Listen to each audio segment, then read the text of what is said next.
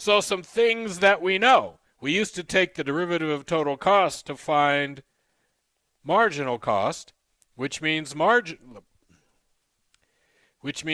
total cost equals the integral of marginal cost dq, which turns out to be variable cost plus fixed cost, right? So you get this thing, you get the solution to that, but then you have to add a c.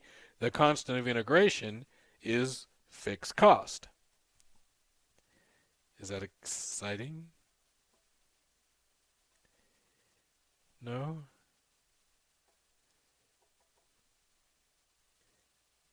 No? No? Really? No? Okay.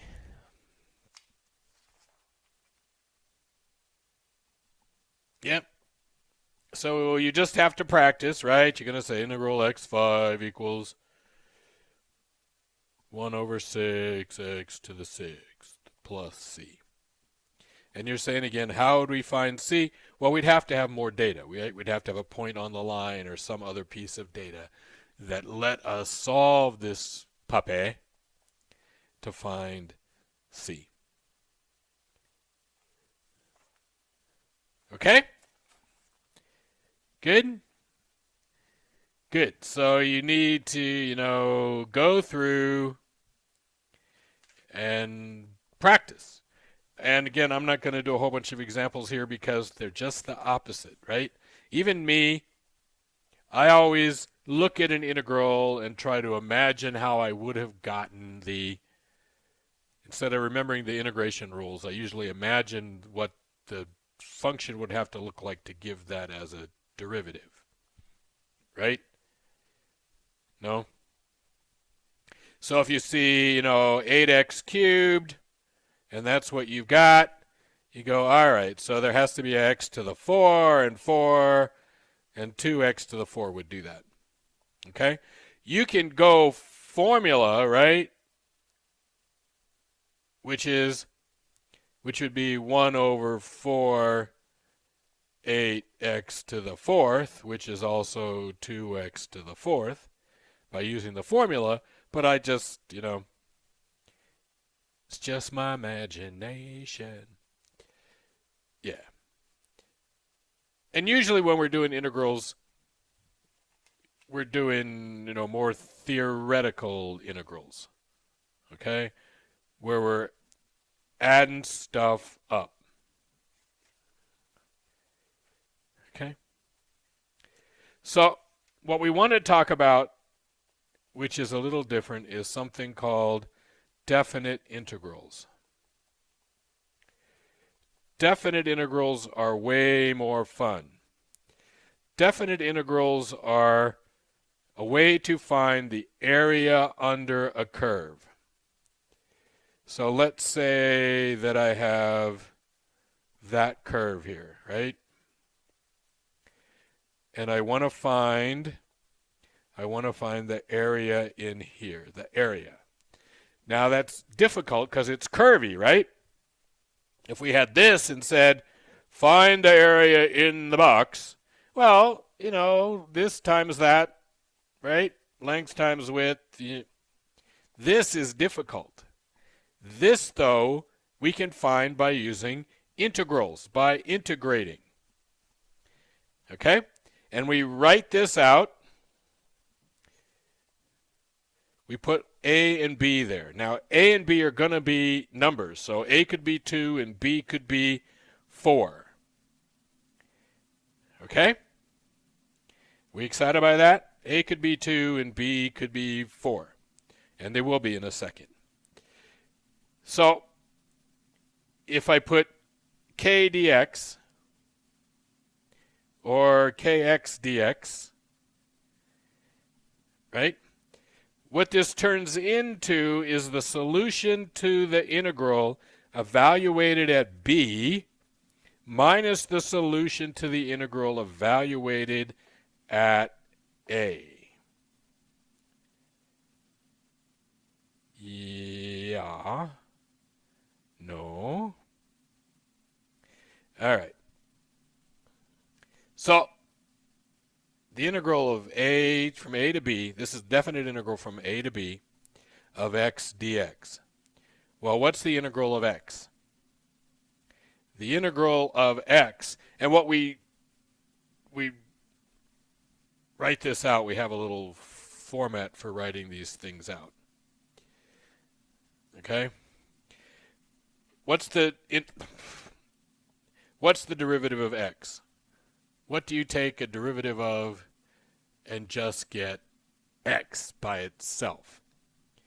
Well, that would be x is x to the 1 power, right? X to the 1 equals x. So this is 1/2 x squared plus c.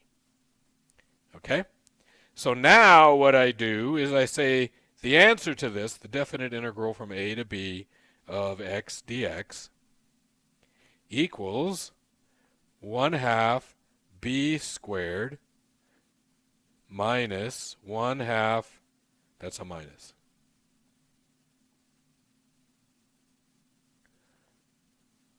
1/2 a squared. No c. Why not? Well, there's a plus c here and a plus c here, and there's a minus sign in between them. C minus c equals, 0. So no c. All right? So suppose I have the integral from 2 to 4 of 9x squared plus 8 dx. Okay? Well, I can separate that out and say that's the integral of 9x squared dx plus the integral of 8 dx. Yeah? And if we work that out, that's 3, that's 3x cubed plus 8x plus c. Okay? Now, I don't care about no c no more, right? My c is gone. And I'm going to say, all right, 2 to 4, right? So that's going to be, b is 4. So 3 times 4 cubed plus 8 times 4 minus, yes, 3 times 2 cubed plus 8 times 2, no c, right? No c, no c, no c, no c. And so 4 cubed is 64, yes? Yes? 3 times 64 is 192 plus 32 minus 24 minus 16. That's 40, right? Yeah? So that's 184. So if we were to draw this out, which would look, something like that, and we would go to 2 and we would go to 4, this area in here has an area of 184. Oh my.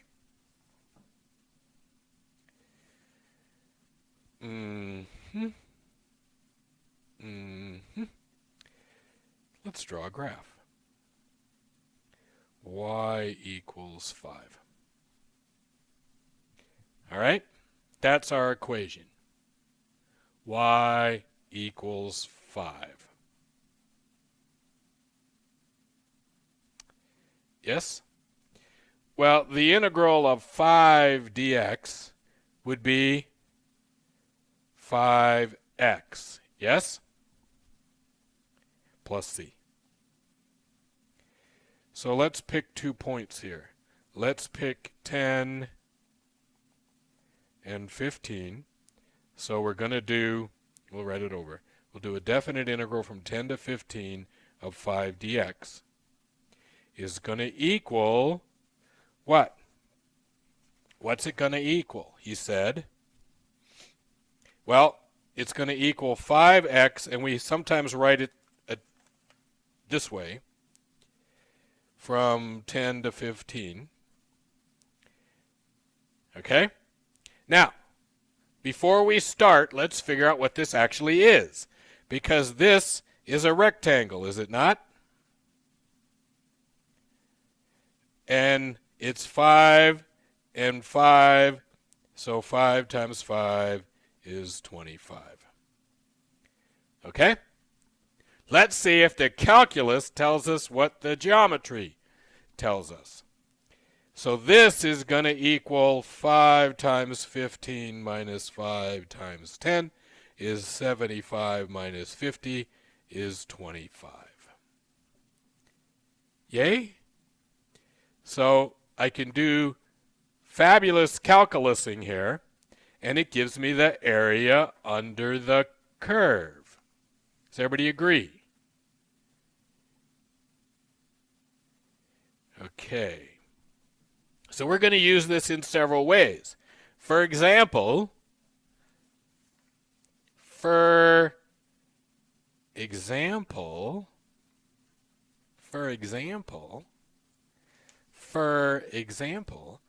we were doing, if you give me $1,000, right, at 10% interest for 5 years, yes?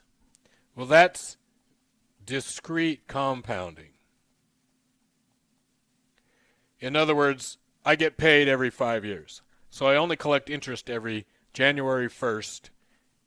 All right? But lots of things in the world don't work that way.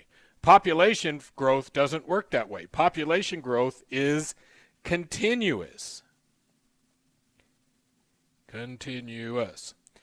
The stock market, compounding, is probably, if you have data for the stock market that's by the second or the millisecond, then that's probably better thought of as continuous than thought of as discrete. Right? And so we've been using, e to the minus RT, but now we're going to be playing with integrals. Okay? If you don't like that one,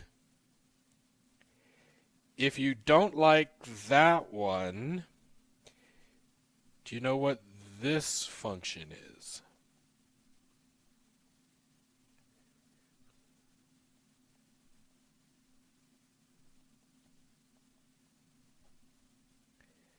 No? Yeah. That's the standard normal distribution.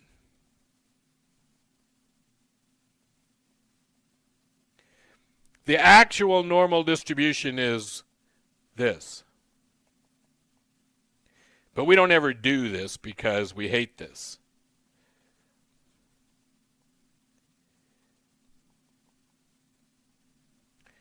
Right? So ignore that. We don't do that.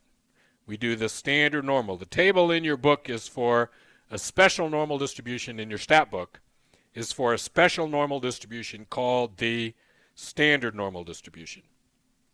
Okay? So here's the normal distribution. Where's probability in the normal distribution? Well, yeah, it's the area under the curve.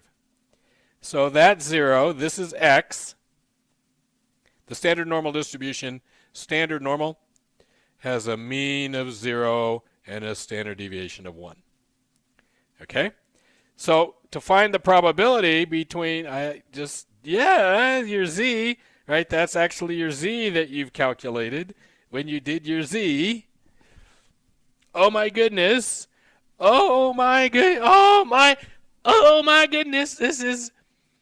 This is, yes. Now you can go make stupid questions at your stat teacher and make it look like you know something, right? Because what we're doing is we're integrating the standard normal distribution. Definite integral from 0 to z, e to the minus 1/2 x squared, where x equals z, right? Z squared. Yay! Yay! No? Yeah! It's so beautiful. Isn't it beautiful? That's how they make your normal table. Yes! Yes, yes, yes, yes. Okay? So it's not like this isn't, useful stuff. It's really seriously useful stuff. No? You're not buying how useful it is. I'm buying how useful it is. Okay? So, so, so.